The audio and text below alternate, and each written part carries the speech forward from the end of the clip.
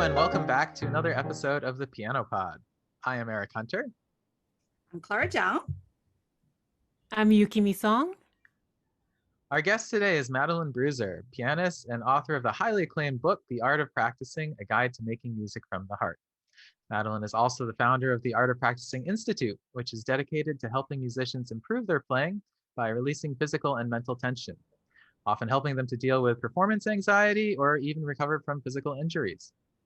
She has helped thousands of musicians around the globe, and we are very lucky to have her here today. Everyone, please welcome Madeline Bruser. Hey, welcome. Welcome. Thank you so much. Thank you very much. So I wanted to start with a little personal anecdote about my experience last summer with Madeline's Art of Practicing Institute, because it was very influential on me. And I'm going to try not to go on too long because we want to let Madeline talk. But it was 1 week I was able to attend because it was online because of the pandemic. And it was completely transformative for me. I had kind of been dwindling down my performing experience the last few years, focusing more on composition and just kind of feeling like I wanted to get out of it.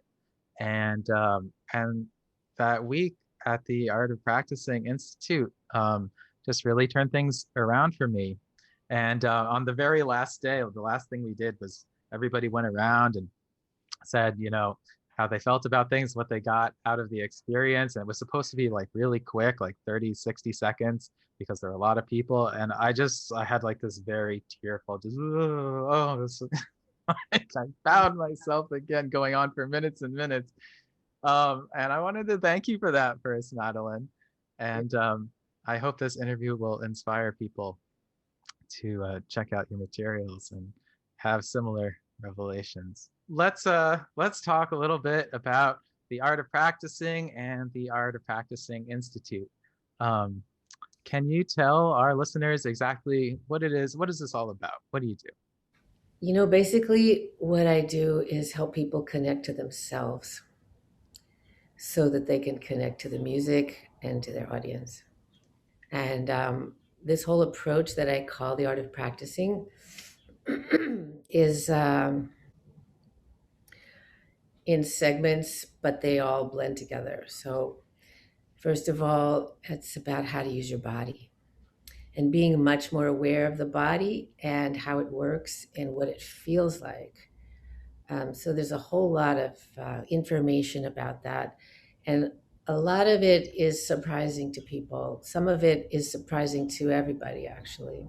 And I think that's because it developed through many years of meditation practice in which I learned to sit still and notice what's going on inside of me instead of being kind of unconscious and reacting to all this energy without even relating to it.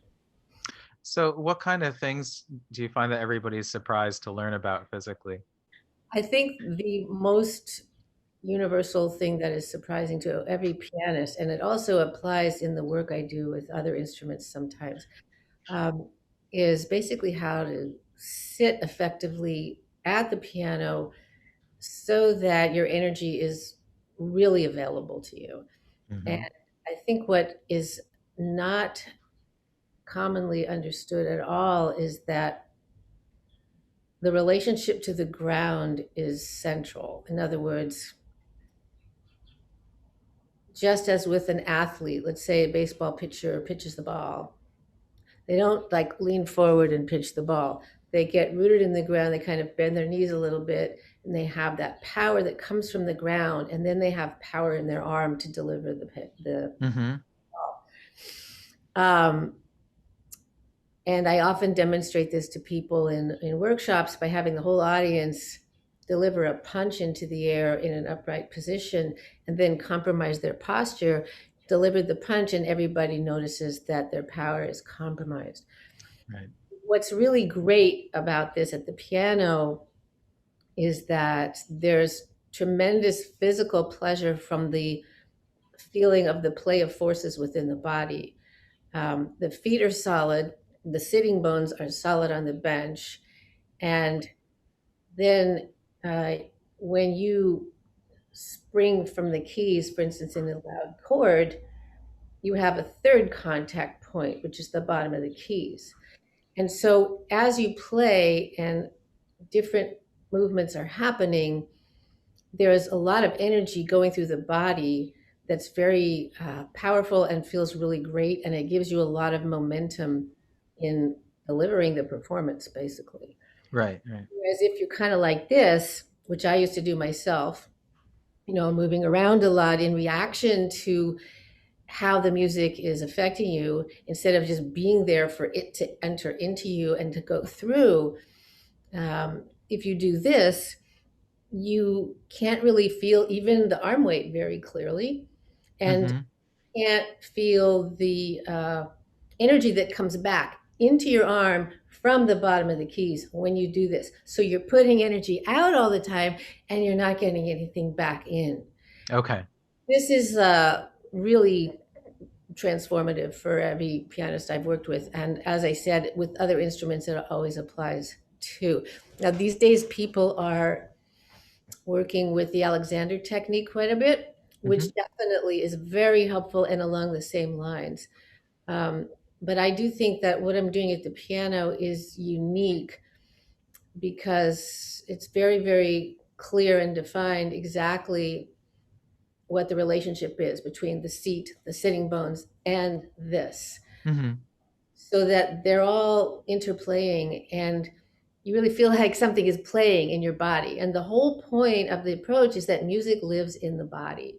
Right. So we have to be aware of the body and really connected to it. So how you sit at the piano has a huge impact on what's going on inside of the body and what your options are for movement and for self-expression. Okay. So we're really talking about like the efficient use of energy, basically, right? Right. It's basic biomechanics. And I think that there's just, I think the issue is, which was certainly the issue with me until I was 37 and discovered this physical approach, is that music is so powerful in itself. It's so emotional for us. We love it so much. And so we get swept away with this very intense feeling. And we just, react like this, which is completely understandable, as if you're dancing to the music. But we're not dancing when we're playing. What's happening is the music is dancing within our body, and I like that. we make room for it in there and can really tune into that dance that's happening on the inside. Then all of that energy is free to play out and really carry to the listeners. I never thought of this before, but it's almost like we have to balance the subjective experience of our emotions as we feel the music, right, with the kind of objectivity of the body, Well, actually, I think the body is the most subjective experience we have. Okay. It's intensely personal. Yeah. And we actually cut ourselves off from what it has to tell us and what it can do for us, what it can give us, when we don't use it according to fundamental biomechanical principles. I mean, it's designed to be used in a certain way, and athletes are generally taught that. Musicians generally are not so much, because we consider ourselves artists, and we are artists. And so we feel like, well, an artist is a completely different kind of person from an athlete. But when you're playing an instrument, whatever the instrument is, you are an athlete. It doesn't mean you're not an artist. Obviously, the athletics is in the service of the art and of the human being who's making the music and who's listening to the music. So I think it's my experience is that what's going on in the body is intensely subjective, and that our biggest problem in our life in general is not having the space or time or encouragement or guidance to tune into what's happening inside of us. So then we're not conscious of how we feel. So then we get mad at so-and-so when it's not their fault, or all these things happen, or we don't do justice to the music. And the other thing about music in terms of the body, there's two other things. One is the sound has to live in the body. So you have this play of physical forces from the movement, and then there's all this sound, which is supposed to move us. If we're not moved by the music, literally, physically, inside, viscerally, we can't move our audience. Hmm. So everything depends on us having a deeply personal connection to the sound on the visceral level and really being able to tune into that. Most often what happens is students are told, well, the phrase goes up and it comes down, so play it like that, and they're operating from their head. It doesn't mean that the phrase doesn't go up and down, but it means that within that general up and down, there are continuous flow of specifics of this harmony, that harmony, how they're juxtaposed, what that does to you as a person inside. Hmm. And this kind of artist makes people go wild, basically. Right, right. Because then that body energy goes directly into their body. Hmm. That's what happens in a performance. Okay. So then how do we cultivate the mental state for that? And what are some obstacles that we might encounter along the way? So, what is now very widely talked about is mindfulness. I actually wasn't trained that way as a meditator to talk about mindfulness a lot. It was more about awareness. But mindfulness is an excellent word because people understand it now. It's part of the vernacular. And it really amounts to practicing connecting to yourself, hopefully on a daily basis, so that your life works better, basically. You don't Yes. trip over things and say the wrong thing and all of that, but you have space in your mind. So the general problem we have is that the mind is very crowded, it's very busy, it's thinking about yesterday and tomorrow and next week, and it's feeling all this pressure. It has to do things and it has to do them by a certain time, and it's got a lot of worry, like, well, what if that person really didn't like me because of what I said? Should I apologize? Maybe I should, maybe I shouldn't. And it goes on and on forever. So this is the busyness of the mind. Mindfulness is a practice that allows you to tune into your natural ability to be mindful. In other words, to be aware of what's happening right now. Right. And so the practice of, for example, noticing your breathing, and then when you notice that you're thinking, you come back to your breathing. It's a very basic fundamental practice, but it trains literally the brain to return to the present moment. And S- the interesting Can thing I? Yeah. is that it also, when the brain opens, when the mind opens and relaxes, the body starts to relax, the perceptions open, the heart opens. It's like you take a little vacation. Mm. mm, May I jump in because I really like the word mindfulness because it's a really it word right now. You know, every yoga class you take or meditation class you take, there's this mindfulness is the word that you hear a lot. Is it a connection between your body and what you do and your senses? Mindfulness is the practice of letting the mind settle down and relax. And then naturally, the natural acuteness of your sense perceptions just opens up. Hmm. It's always there, it's always ready to be there for you. But when the mind settles down, you can suddenly see and hear and smell and taste and touch, actually feel things, and respond in a more natural and beneficial way. So that includes how you touch the piano and your connection to the sounds that you're playing, that you're hearing coming out of the piano, being aware or mindful of that actual note, those actual sounds, instead of being in your head and sort of singing in your head. There's a world of difference between hearing the music in your head while you're playing and actually being able to hear it as it's coming toward you out of the instrument. That's mm. Oh, Mm. yeah, wonderful description. Yeah, and that sounds more really organic, true to yourself, instead of just reading the notes and like becoming. Sometimes you feel like you're part of just a machine, you know, just reading the notes and play certain ways. But that mind, if you have used that mindfulness of playing, performing, and practicing, I feel like it's more organic approach. Yes, the whole thing is very organic. I'm glad you chose that word. That's excellent. Thank you. Can you explain?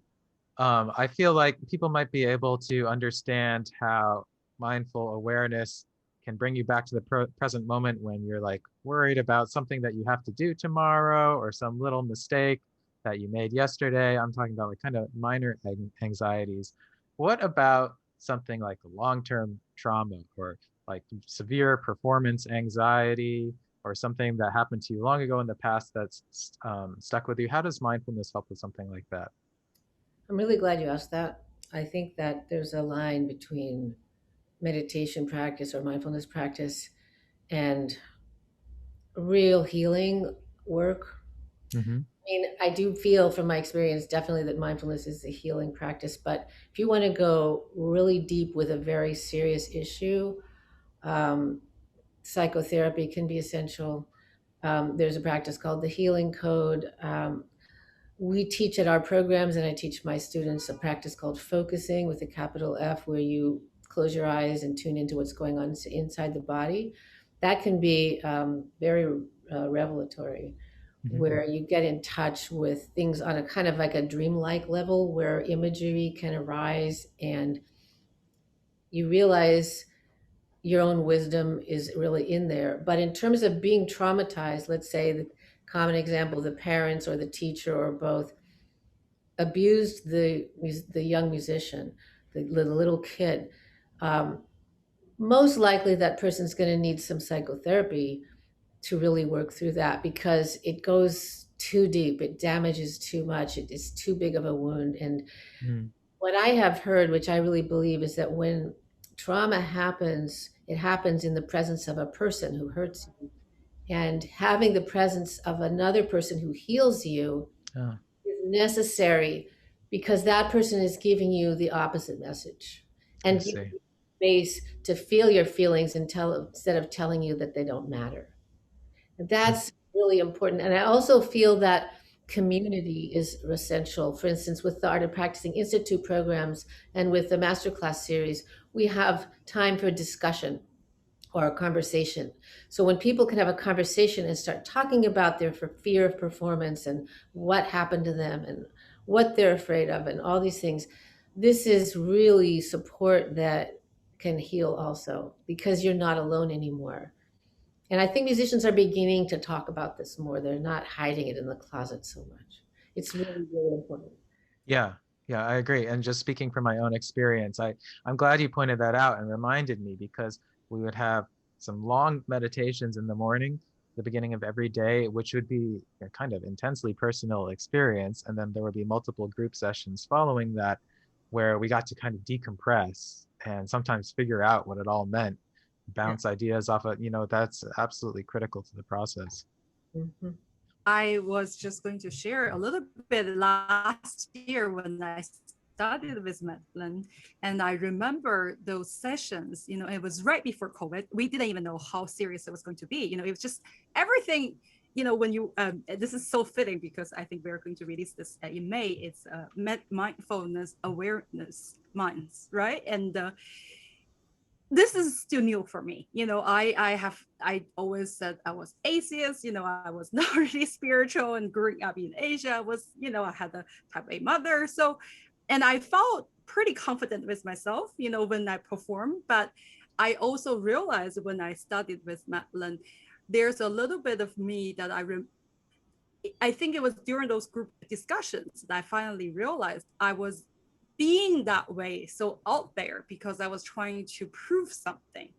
And because, I grew up in Asia, in China, and I didn't have a very traditional training background. And so I was always there to fight, and so I somehow made it in New York.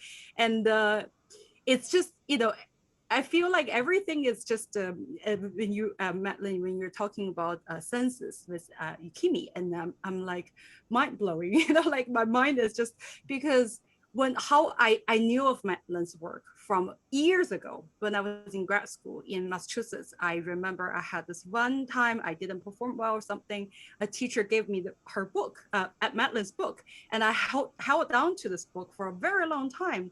And last year, everything was going well in New York. And then 2 years ago, right before COVID, there was something traumatic happened in my life. It's just crazy, personal things, but I don't even know how to deal with it. And then all of a sudden, I decided to go to a meditation retreat. And the day after I returned, Madeline kind of just showed up, like, and it was through PTC. And then I got the chance to study with Madeline. It was just so inspiring. And I remember when I performed finally after the discussion that I realized I was able to just be myself. I didn't have to prove to anyone anymore. I can perform when I want to. I didn't have to have too many concerts, too little concerts. And and then one thing about the body too, and I have more questions later on, but I would just share this a little bit. As a person who has really experienced this, I'm also a amateur ballet dancer. And then I remember what Madeline described when I am on stage. I'm so happy, I'm so excited. It's almost the same thing as my ballet teacher tells me, Clara, you're too jumpy, that. So yeah, so this is really amazing. I'm sure we'll have more to talk about, but thank you for letting me share that. Oh, you're welcome. Thank you. Yes. So, Madeline, let me ask you, what are some problems that people or your students typically come to you with? What are some common issues that people want to work on with you? Well, injury recovery is definitely one of them. Sure. And physical tension in general. And performance anxiety is definitely one of them. And then there's the general feeling like, I just want to play better than this. Yeah. I'm at a point where I'm not settling for this. And that can take people a long time to get to, but it takes a certain maturity to be able to say, all right, I'm not really where I want to be. Mm-hmm. I think I should try to go further. And they have some sense that I can help them do that. So it's those three things. And it always comes down to being disconnected from the body, the mind, the heart, the sounds, the rhythmic flow, all these, just not having received the full guidance that they've needed. Mm-hmm. Yeah, those kinds of things. Sure, totally.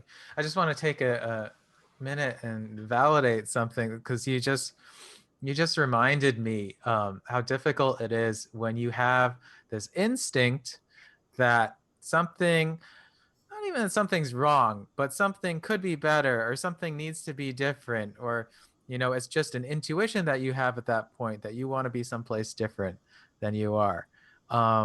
And having made my own progress in certain ways, I just remember it's so difficult when all you have is that feeling and you don't know even what the end result is. You might have some ideas about what it is, but once you get there, you find out, oh no, I really didn't know. The only thing that was true is the instinct, right?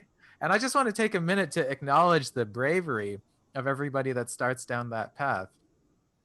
I couldn't appreciate that more. Thank you very much. And I face that every day in my life because my art form is teaching, and I'm always coming up with new understanding of what it is that I actually teach. Actually, in the last several months, I've been through a kind of major upheaval because I've gotten more connected to myself and realized I don't want to live in New York anymore. Oh my goodness. And my husband and I have looked at 3 possible moving places. And it's been a wrenching process. And just a couple of 3 weeks ago, we made our decision after visiting Philadelphia. We want to live in a suburb where it's green and pretty and quiet. Uh-huh. I'm a little too old for that noise. Wow, Madeline, way to come on the show and drop a bomb. Oh, I know. We didn't know we were losing you. Well, I'm Philadelphia. And there's still internet, right? Yeah. But thank you for appreciating me. But it's been a process of really having to come to terms with who I am inside, what I really want, and how to go about doing it. And it's one of the biggest challenges I've ever faced. Mm-hmm. And to do it at my age is also feeling like a major challenge, and pick up stakes and go somewhere new, although we have wonderful friends there, which is a major plus. But the process has humbled me a lot. It's made me very aware of what kind of bravery it does take to go through any kind of transformative process. Yeah, totally. I'm really grateful for it, because when you step into your transformation, you're right, you don't know where you're going to end up. I thought we were going to end up in Northampton, Massachusetts, where it was just going to be peaceful all the time, and we sit in front of the fireplace and read, and I teach a few students. That was it. That sounds wonderful. I got I very love Northampton. realized that there's so much more to me than that. I would be walking away from my whole musical lineage, the feeling that the cultural lineage that is in a major place like this. Right. We finally, we tried Connecticut. It didn't feel like anything for us, and because we thought it would be good, it would be close to New York, and we just decided to go a little further away. And unbelievable, just everything clicked about it. Everything. Wow. Suburbs, the city itself, the friends, it's just unbelievable. And it is a major cultural center. And so it's very brave, I recognize in myself, to actually step forward into this unknown. I mean, who am I going to connect with in the music world, right? I don't know these people. So we had a program in 2003 called Unleashing Natural Piano Technique. And it was 5-week series for pianists, 4 pianists, and they each had 3 workshop sessions and 4 private lessons within 5 weeks. And one of these people came because her teacher asked her to do it because she needed to recover from an injury. I had to completely toss out her whole physical approach to the piano, start her out with, ABCs, kind of just one finger at a time, then adding the arm movement. And halfway through, after the second workshop, she came up to me in tears. She said, I don't know what to do. I can't play the old way anymore, and I haven't gotten to the new way yet. Mm-hmm. Gave her a big hug. I said, that's how it is. You're going to be all right. She got through it. She recovered from her injury, and she was very brave to do that. Yeah. Dropped out in the middle and said, this is too much for me. But she knew somehow that there was something going on that was right. And you're right, you have to trust your instinct. There is, again, in the body, we know the life in us knows what it needs to do. It knows the direction it needs to go in. Oh, wow. I'm speechless. I want to take a minute to thank you for what you do, because when I was 21, I had a teacher named Mark Sullivan who worked with me for just 1 month over the summer in a summer program. He was from California. I wasn't out there yet. And at that point in my life, my technique needed a complete rebuild. And he took it upon himself to do that. It was such a generous gift, with a student that you only have for 1 month, but who desperately needed it. And I had so much that I wanted to say that couldn't come out. And you take that chance on your students all the time. And, as a teacher, I just can't give you enough credit for that. Thank you. I think it's my personality. I just have this need actually to be very direct and go straight to the heart of the person, because I always believe in them. I believe in every person who shows up. And my job is to help them believe in themselves. So I have to go for that heart of that person and know they can do it, and be very encouraging and gentle through the process, even while I'm being very clear, no, not like that, like this, right? This just has to be very sharp and on the dot while being aware of what that human being is going through. I'm not perfect, and nobody can be perfect with such a big task. I mean, I think there's no perfect teacher, just like there's no perfect parent. You're feeling this desire to help this person, and you can't know everything. And actually, I learned so much from teaching. Practically every time I give a lesson, I'm learning something. Yes, that's what I love about teaching. Yeah, it's very creative that way. So we're stepping into the unknown also. I mean, I'm still a performer. I gave up performing at 37, which was the biggest shock of my life. But I'm still a performer, which means I go for it. I'm a communicator, and I just, that's what I need to do with myself. That, especially if somebody doesn't even believe in themselves yet and you're trying to help them get there, that requires a tremendous amount of energy and emotional investment. Over the course of your career, have you ever suffered from burnout or just feeling drained from like this constant expenditure of energy that way. Oh, definitely. I mean, last year's summer program, we did it online for the first time. I was just remembering yesterday what a joyous creative process it was for 4 months to make it happen. It was very collaborative. I had a lot of help, support from the other teachers, but it was a whole new ball game, and we had so much to learn about technology and everything. Program was very successful. When it was over, I was thrilled with it, and I was completely exhausted. But I had scheduled a break.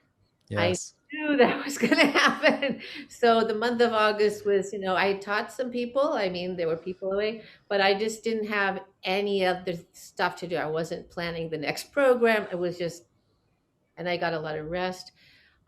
Just last week, I took a week off, which was phenomenal. And I do that several times a year. And this is also from um, the meditation practice and community and teachings are always encouraging you to periodically take a whole retreat. It's great to do it daily, but when you take a whole week for yourself and you don't answer email and you don't engage in work, there's nothing like it. I think that we don't realize that we need to be replenished. And I just read the other day that Americans are almost universally sleep deprived. Mm-hmm. Don't realize, And overworked. and overworked, exactly.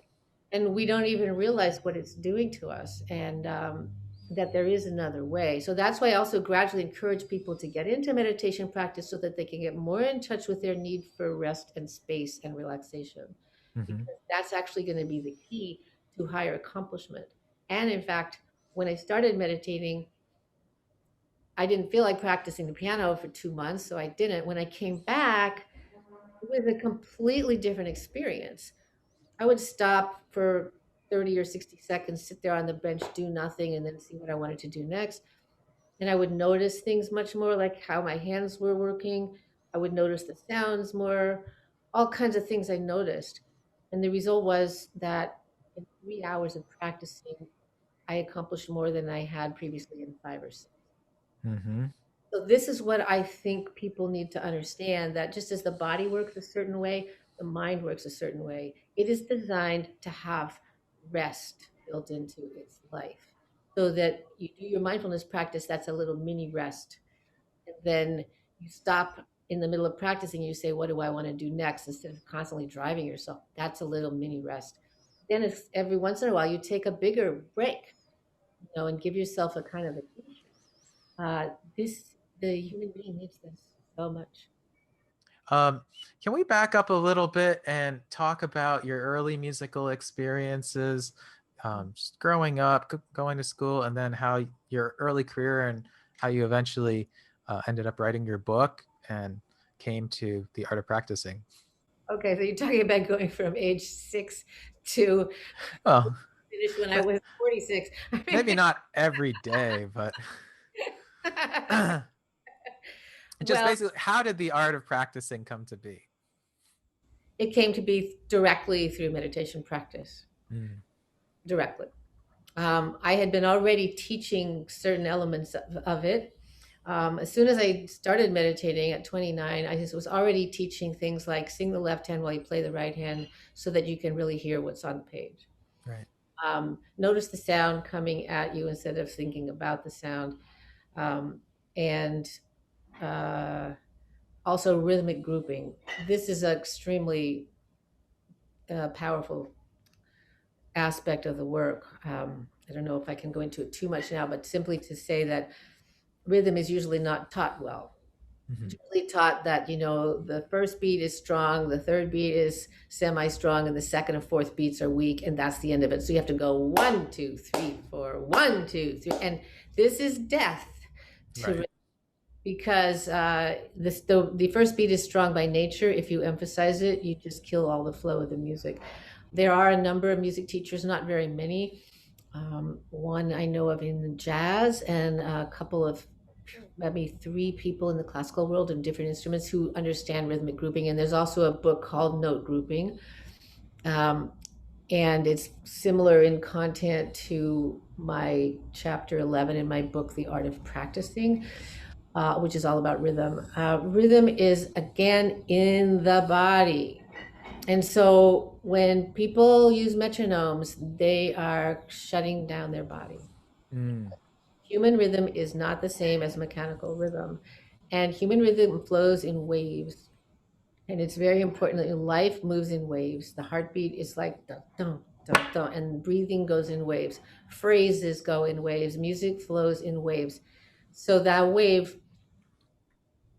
it ebbs on the downbeat. It doesn't, you don't go 1, 2, 3, 4. You go 1, 2, 3, 4, 1, 2, 3, 4, 1, or 2, 3, 1, 2, 3, 1, so that it's constantly moving forward. It's kind of complicated to go into in an interview, but it's pretty well covered in the book. But nevertheless, somebody actually has to work into I think learn this, because we're trained to stop at bar lines and to stop before beats, and we don't even realize we're doing it. This actually affects your technique, because this kind of rhythm, as Yukimi was talking about, it's organic. This is how life flows. And so when you think of the notes in these groups and you feel these waves in these groups, your body works much more naturally and your technique improves. So, what was the question? How did I come to the art of practicing? So, Yes. so I started teaching that along with the listening techniques, and I was more aware of what was going on with the hands and arms. So I was able to teach that, but it didn't crystallize until I had been meditating for 8 years. And at that point, what happened was, meditation is a practice of sitting still no matter what's going on in your body. And that's the discipline of it, accommodating big energy. So I was accommodating a lot of big energy that spring when I was 37. Some heartbreaking things happened in my life, and it was really painful. And I was sitting on my meditation cushion, feeling all this emotional pain and not moving. It was around that time that I noticed at the piano that I didn't want to move around anymore, that I was able to accommodate the big energy of the music, all that flow of powerful energy, without reacting to it this way. And I just wasn't able to go back to the other way. And a friend came over and said it sounded better the new way, because the music was just coming through to the listener directly. So that week I asked all my students to sit that way instead of doing like this, and instantly they all sounded 100% better. That was when the light bulbs were like I could almost see them flashing in front of me, and saying, you don't have to hit your head against the wall anymore trying to become a touring, internationally successful pianist. You are an important teacher. People need to learn this. This is your career. Everything totally shifted at that point. This was like 6 months after my New York debut. Right? I had my Wow. debut. Did I Yeah. know it was going to be my finale? The irony. So I stopped pursuing concerts. I canceled a concert I had in Chicago. I was done. And I Wow. started giving seminars on the art of practicing. And then the book just evolved from that. I actually tape recorded a lot of the seminars, including the questions and answers. And those are the questions and answers that are at the ends of most of the chapters in my book. Could you tell us how we should, as a piano teacher, to maybe introduce meditation to students? That's a great question. I've never told them to do it. I don't want to proselytize because I don't think it's appropriate. But what I've done is, if a person is, it just happened yesterday actually, if a person is obviously kind of in a stressed state, they're speaking in very negative terms, they're nervous, they're just not settled down. I say, well, let's just take a minute to settle down. Just sit there, let your eyes relax, keep them a little open, and just notice your breathing for a couple minutes. That's all I do. Because if you start calling it something, it actually is limiting what it is. Because all it is a space in the person's mind. You're offering them an opportunity to take some space that their mind desperately needs. and a little space goes a long way. So then if the person becomes interested in meditation after that, which definitely happens to some people, and in these days, because mindfulness is such a known entity, people ask for it more often, then I recommend a meditation instructor or a program, but I don't try to become their instructor because that's a whole other relationship. Exactly. Yeah. Thank you so Right. much. Yeah.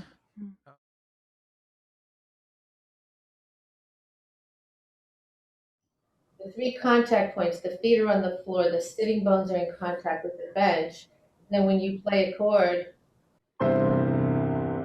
the ends of those finger bones are in contact with the bottom. Mm-hmm. So it will actually, in contrast to the excess effort of doing this, where you lean forward, you really do that with a lot of energy. It throws your torso a little bit backwards because of the equal and opposite reaction. I see. Right? Yeah, it seems so much easier when you do it that way. Right. But then there's also other uses of the forward motion of the arms where instead of initiating it from the fingertips where you're grabbing and your arm is passive, Mm-hmm. you initiate from the shoulder. So you can do that when you just let the arm weight drop in, but you can also slide in and out of the keys, which is initiated from here. And the sliding motion is something that's not in my book. And Okay. it is something that I want to really create on a video for people so they can understand it. So like if I just open a piece like,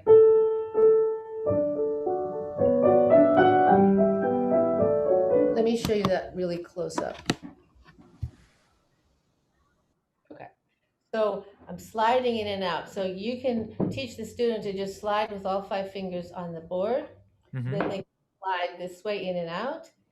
Mm-hmm. And then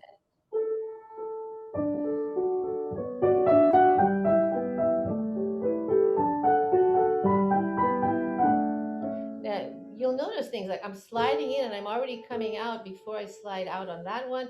This one slides in, it comes back out, then I slide in. So there's a lot of, even on the same key, you're sliding in and out. And Mm-hmm. I've taught them to do a scale like that, in, out, in, out, out, out, out, in, out, out.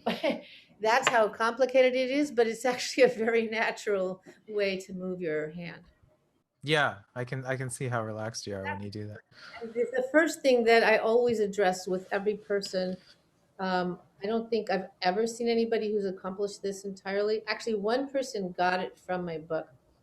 It's in the book, but to get it from the book is exceptional. It says in the book that you should practice letting the fingers relax on the keys when they're not playing. So if you do it down here. You don't do this, right? If you Right, yeah. it comes down so that the fingers are doing the minimum, and that's because they're not designed for power. And that's very important. People need to understand what parts of the mechanism are designed for what. The fingers are designed for precision, refined control, sensitivity. Mm-hmm. Arms are designed for power and flow. This is like the bow for the string player or the lungs for the wind player or singer. Right. This is the flow. If you cut that flow, I mean, I could play that Mozart opening without that flow, just like stay in one place instead of sliding in and out, and it limits what I can do. I'll try it, but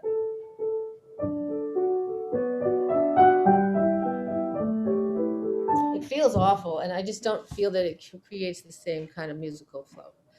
So it's a much more freeing experience for the pianist to allow things to keep flowing all the time. Right, right. So you have to, and then the shoulder is designed to position the hand in space. So it's not designed to do this, right? That's not going to help you, and it's not designed to do that, right? Mm-hmm. So, and then of course, so that's the mechanism, the playing mechanism, and then there's the whole supportive mechanism, the stability that's provided with the torso when you sit very solidly. There's also, all this that you can do to reach certain distances on the keyboard. And then the wrist is really designed to move. So the wrist has 8 bones that are lined up in rows, 2 rows of 4, and it is totally designed to move. It makes ovals all the time. So if I do this, there's a, you can make an oval even holding down a single key. Not that you should do it for no reason, but there's just all kinds of places where this liberates the whole mechanism. It allows you to reach stretches. It makes it easier for the fingers to put the keys down. There's all kinds of stuff. So I just kind of condensed a vast unwritten encyclopedia of piano technique into like this tiny little thing. But this is really what I started out with saying today, where we need to tune into what our natural abilities are. Um, the body is designed to work a particular way. If you use it that way, you'll be able to play the instrument well. Mm-hmm. It's just having this basic number of facts can really help people stop doing excessive work with the wrong part of the body. Right. Yeah. Thank you for the demonstration. I think it's really helpful for people to see it in action. Although, of course, this is just the tip of the iceberg. And, for anybody watching, if you're interested in this and you'd like to know more, I highly recommend you pick up the book, The Art of Practicing, or go to theartofpracticing.com. And Madeline's going to be offering a series of online masterclasses. Yes? Yes. And I think the second week of June it's going to start. It'll be once a week for 2.5 hours. It'll be early afternoon on the East Coast so that people on the West Coast or in Europe can participate. And there will be a 10-minute mindfulness practice to open each session, 20 minutes Wonderful. of group conversation about anything that is coming up for people. And then I will work with each of 3 pianists for 45 minutes, and they will have a minute of feedback from the group. Those 3 pianists will go through the whole 6 weeks. It's called a transformative piano masterclass series. By the end of the 6 weeks, something will be different. That's fantastic. So if that sounds like something you would be interested in signing up for, please visit artofpracticing.com. All right, so I'm afraid we're running out of time. I feel like we didn't get to at least 2/3 of what we wanted to talk about, but I think Clara has one more question for you, Madeline, and then we've got to get on to rapid fire. That's right. And for those pianists are thinking, just take the action and enroll now. And I'm still so inspired and from last year. And I really, one thing I have a great question for you, Madeline, but I just want to reflect on one tiny thing that, I feel like if it's not for the masterclass that I did last year, and it just, happened to be, I don't even know where it came from. It just kind of landed in my hand and I was connected to, which I didn't know how to find you. And it was just, through PTC. And I felt like you gave me permission, and I remember it was that night after I performed, I came home and I realized I have to transfer my studio to online because that was the most rational thing to do, and I think that took a lot of courage. And I believe, and then my students actually are playing better than ever. And I have all these, so I want to know what your opinion is. What's the future is going to be, from after this 1.5 years, or what is going to be for pianists 50 years, 100 years from now? I know that the pandemic is having a major effect on all of us, and I feel that has a really powerful silver lining. Mm. I think that it's getting people to focus inward more because there's no choice, and there's so much less distraction. You can't get on the subway and go here and there and all over the place, and you're left alone in your house, where your family is, where everything is more intimate and personal, and it can't help but change us. So I think that people have been forced also to come to grips with horrible economic realities of not being able to make a living. It's horrible for performers. And some teachers don't want to teach online, and there are some students who don't want lessons online.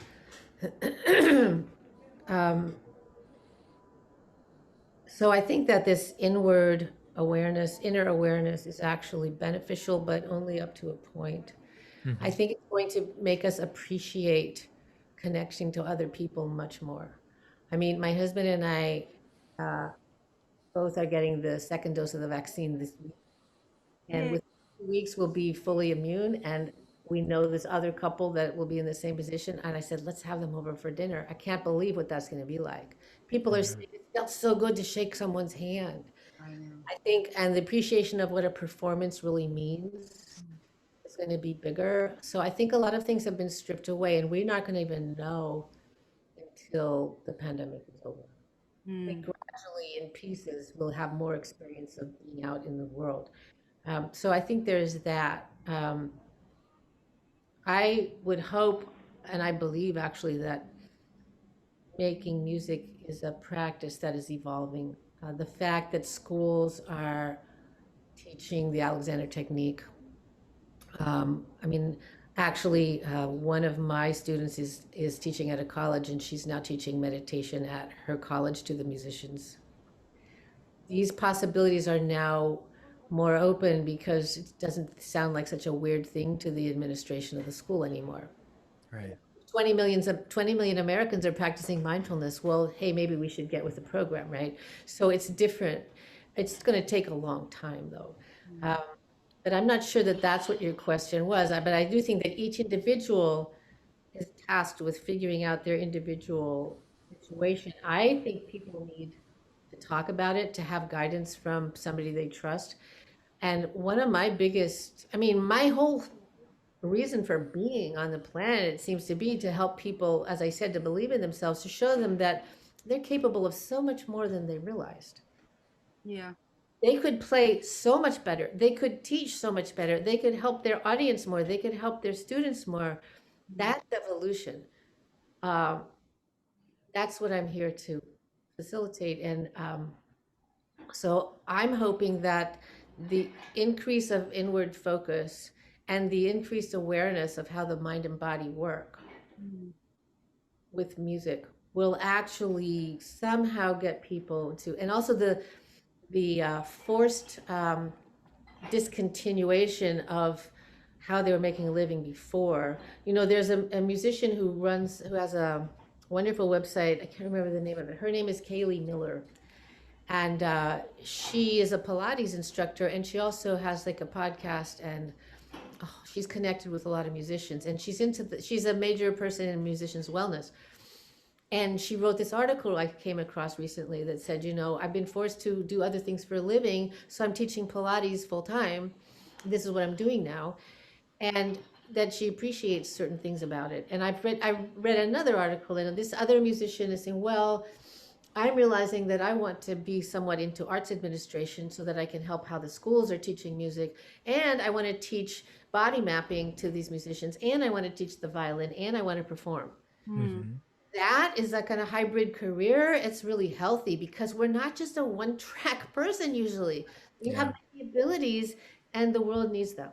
So that's what I think is possible. I think it's very, very painful for people to not be able to do what they love the most. But I think it can be a growth experience. That is so wonderful. Wow. Thank you, Madeline. That is such a wonderful answer.